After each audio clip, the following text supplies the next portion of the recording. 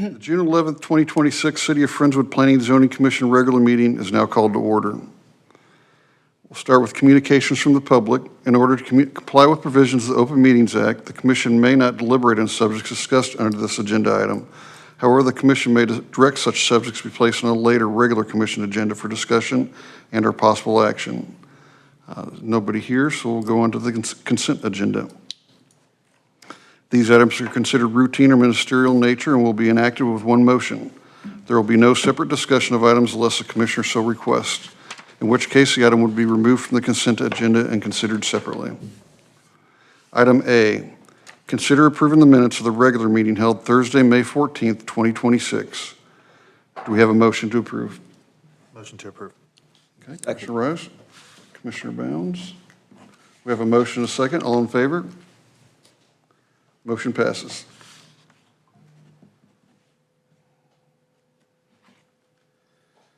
Next, action items.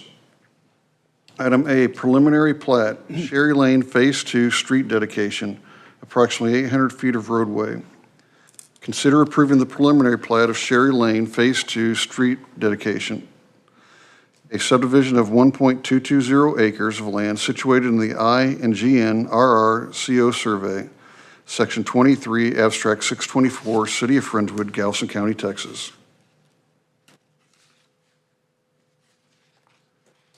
Aubrey, staff summary? Yes, sir. So the approved master plan for Georgetown subdivision was in your packet material. I have the labels on there for how they're platting the different sections. It's a little bit different than the actual master plan, like how the sections are labeled on the master plan. So y'all can use that for reference as we go through these. But this is just the street dedication. This one was denied by the commission on April 9th. So they've corrected most of the comments. There's a few remaining comments, but we're going to see this again with construction plans and final plat. So we're recommending recommending approval with staff comments. Okay. The developer's not here, but we'll move on to commission discussion. I'll start with Commissioner Anderson. Looks pretty straightforward to me. No comments. Okay. Commissioner Bounds? Ditto, nothing. Commissioner Rose? This is like the cleanest set of drawings we've gotten from them yet on anything, isn't it? I don't have anything to add to it, just you guys covered it all. Good. No comments from myself. So do we have a motion to approve with staff comments? I'll make the motion to approve with staff comments. Commissioner Rose? Second. And second from Commissioner Bounds. Nope. Anderson. William Anderson. Oh, and, okay, I'm sorry. My hearing's going. All right, we have a second by Commissioner Anderson. All in favor? Motion passes.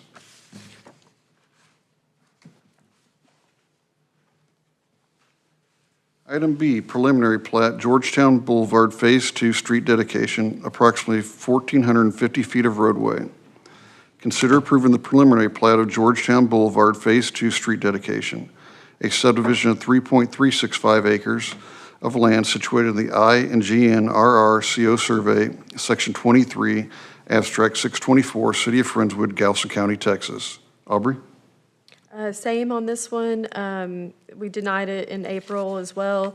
They do have a few remaining comments, but nothing that affects the design layout. Additionally, they do have preliminary plat approval from the City of Alvin for Section 1 of this boulevard. So we feel confident moving forward with this one. Okay. Commissioner Anderson, any comments? Everything looks good again. Thank you. Commissioner Bounds? Yes, no problem. Commissioner Rose? Nothing to add. I'm good myself. Do we have a motion to approve? Is this one with staff comments also? Yes, please. Yeah, I move that we approve this with staff comments. Okay, do we have a second? Second. Okay. Commissioner Bounds and Commissioner Anderson. We have a motion and a second. All in favor? Motion passes.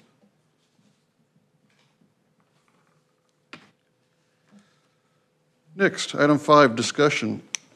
Design criteria manual. Discuss proposed changes to the design criteria manual, specifically section 6, site development, Appendix C, parking group table, Appendix D, qualified tree list, and Appendix E, downtown district amenities.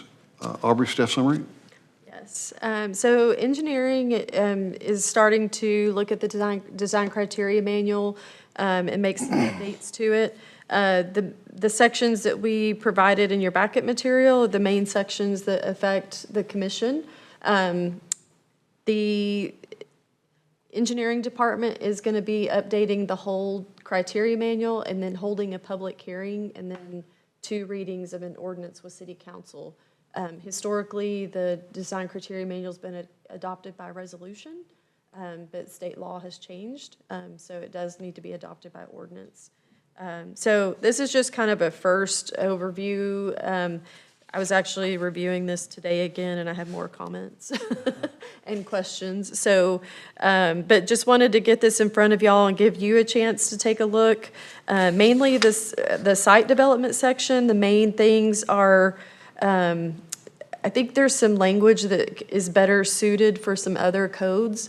And there's a couple of paragraphs that would be better in the subdivision ordinance, a couple of that would be better in the zoning ordinance. The main goal is to keep design criteria in this and not necessarily regulations. And there's under the parking, there's quite a few, there's actually some conflicting information about like off-site parking is limited to 500 feet, whereas the downtown district allows up to 1,200 feet off-site parking. And then, so it's just some cleanup like that. Removing some conflicts, with other sections. Removing submittal requirements, especially because we just cleaned up the zoning ordinance to contain a lot of that information. Cleaning up titles, department names. The big thing is on page 16, the very last section is talking about sidewalks. And it says where sidewalks are required, they shall have a minimum width of, and they're changing, our minimum sidewalk width is 4 feet currently, and they're proposing to change our minimum to 5 feet. And then our text dot right-of-ways, we require 5 feet currently, and they're proposing to increase that minimum to 6 feet. This is a result of the active transportation plan that was done by HGAC and recommended they did a workshop at City Council on June 1st, and Council adopted the active transportation plan. So those changes are a result of that study. So those have been incorporated. The parking group table is Appendix C. Usually we have notes, like categories that we need to add, and I think we're pretty good. Like we don't have any notes. So if y'all take a look, and if there's anything that you think might be missing, please let us know. Appendix D, the qualified tree list. This one, we haven't really got into like the trees that are listed on this, but one of the things that when the consultant was doing the active transportation study, they did a presentation over at the library, and they, I think, misunderstood this list and regarding the class 4 trees, because those are not like the best, we don't recommend those for plantings, but they thought we were allowing them. So I was like, I think we may need to reorganize this. So there's a proposed copy in your backup material of a new layout. I think everybody just kind of looks at the list, but they don't ever get to the end that explains the list. So we kind of added like the introductory paragraph at the top and reorganized it and kind of make it more clear that these class 4 trees are not recommended. And actually our tree mitigation, if you remove these invasive trees, you get credit for these trees. So hopefully that's a little more clear. And then the big one, I guess, for us is the Appendix E, the downtown district amenities. This has been on our to-do list for a couple of years. Now the FDEDC has installed the downtown lighting. We don't want anybody putting up the black decorative poles anymore. We're actually trying to get the old ones removed. And then the sidewalks, TxDOT came in and finished out the sidewalks downtown. Those, we were gonna talk to engineering about, I think the design or the criteria for the pavers is important, and I think we need to move that to our standard details, because we are gonna be responsible for maintaining those sidewalks. So I think we should move that to our standard details. So the only two items, or one or two items that might remain in the downtown district would be the benches. We do require a minimum of 2 benches per site when they do a new development. And then the trash receptacles, which we don't require them, but if they wanted to put them in, then we wanted to give them a criteria. And the property owner would be responsible for emptying trash out of those if they choose to put those in. Okay. So that's kind of where we're at. Like, most likely we'll see this again. Like, this is just kind of a first step and just get it in front of you all. So. This is discussion, so Commissioner Anderson, any input in that? No, it was pretty straightforward. I didn't digest all the information, but it flowed well. Quite a bit. Yeah. Commissioner Bounds? I just wish they'd get rid of all the elm trees listed in there. But otherwise, I was pretty good with it. Commissioner Ross?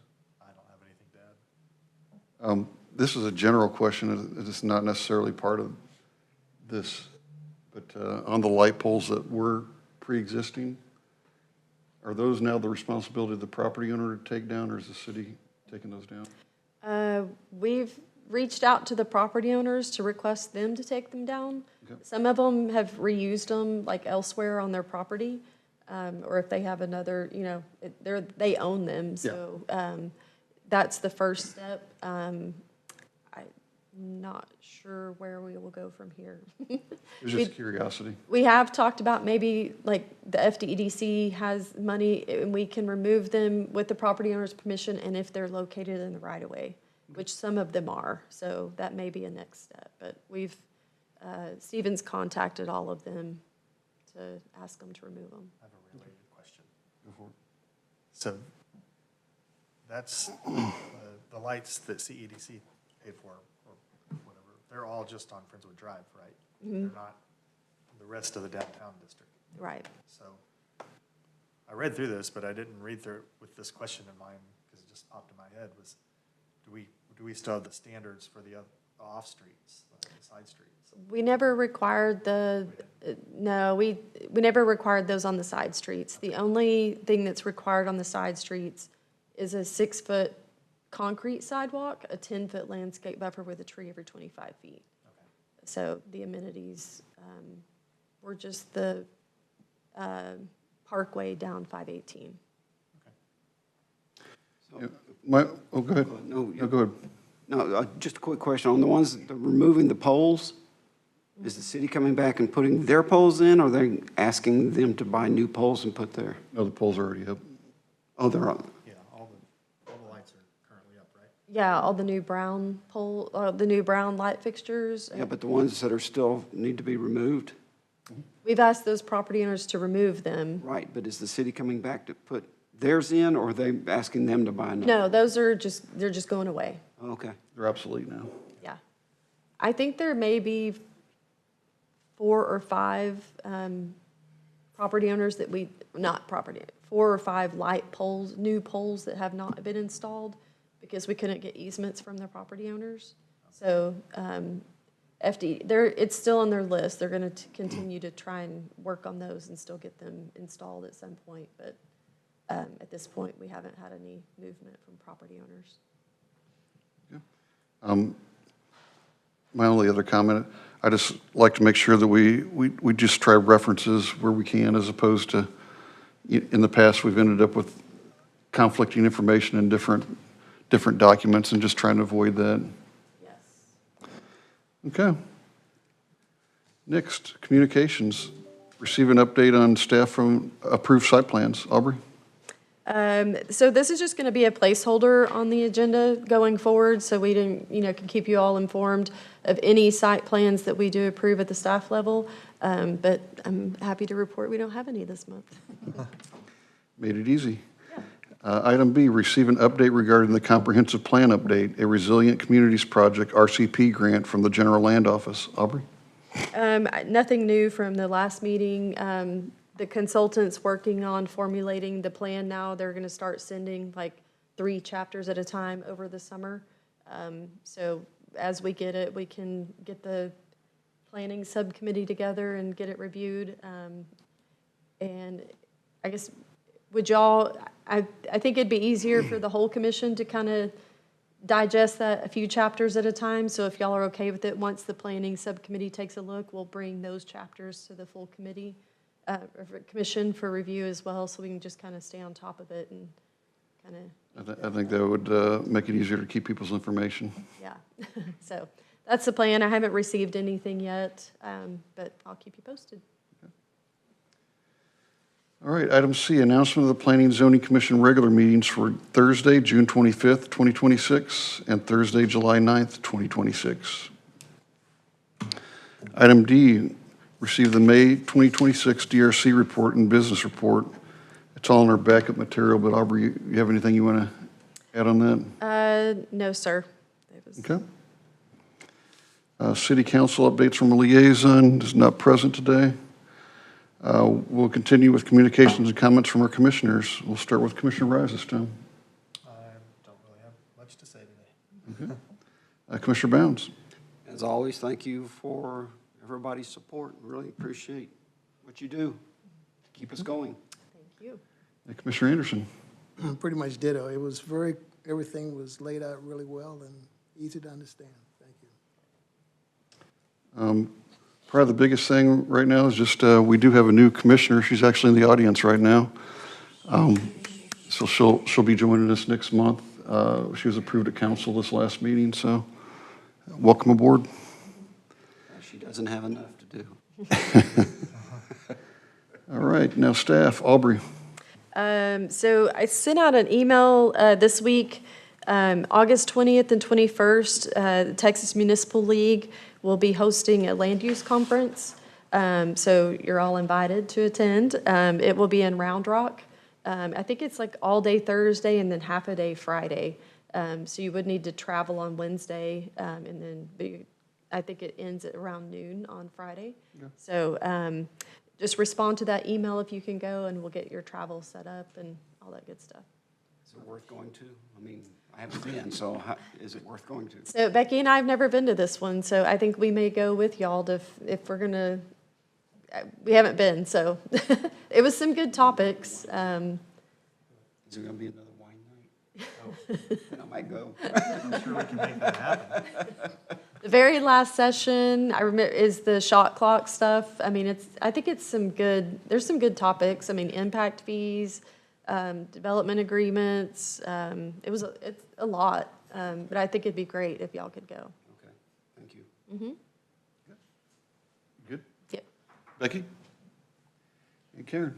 Nothing, sir. Okay. Next, and with that, thank you everyone for attending this evening, and the June 11th, 2026 Planning and Zoning Commission regular meeting is now adjourned.